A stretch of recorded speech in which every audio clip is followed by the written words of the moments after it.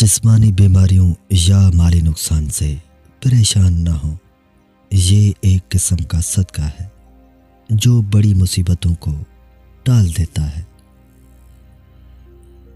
वो जो अपनी ज़िंदगी अल्लाह के अहकामात के मुताबिक गुजारते हैं, अल्लाह उन्हें दुनिया और आखिरत में कामयाबियाँ अता फरमाता है।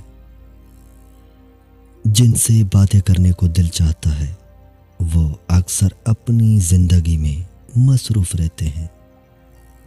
ज़िंदगी में आगे बढ़ना है तो अकेला रहना और अकेले लड़ना सीखो, क्योंकि ये दुनिया मतलब की है।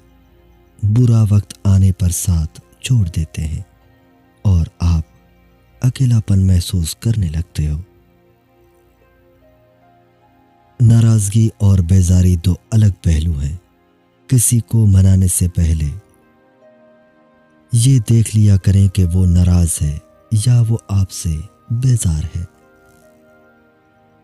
जिंदगी में एक वक्त ऐसा भी आता है जब हकीकत से वाकिफ होने के बावजूद अनजान बनना पड़ता है।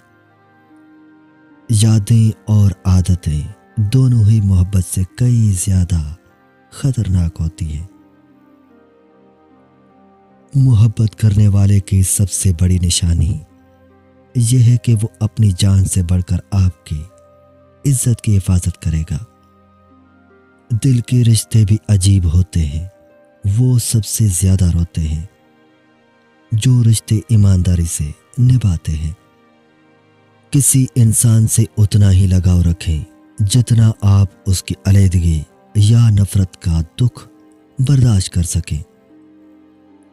चीजें ठीक हो जाती हैं, वक्त भी बदल जाता है, लेकिन हम पहले जैसे नहीं रहते। खुद को अहमियत देना सीख लो, किसी की कमी का एहसास नहीं होगा। दिखावे की मोहब्बत, मतलब की दोस्तियां और नाम के रिश्तों से तन्हा रहना बेहतर है। कुछ बातें सुनकर लगता है हर बात को सुनना जरूरी नहीं। कुछ बातें कहकर लगता है चुप रहते तो अच्छा था।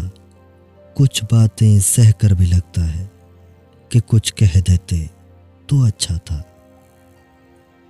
जिंदगी में कुछ दर्द ऐसे भी मिले हैं जिन्होंने जान भी ले ली और जिंदा भी छोड़ दिया। सब्र के कुछ घूंट इतने कड़वे होते हैं कि जिंदगी भर की मिठास छीन लेते हैं।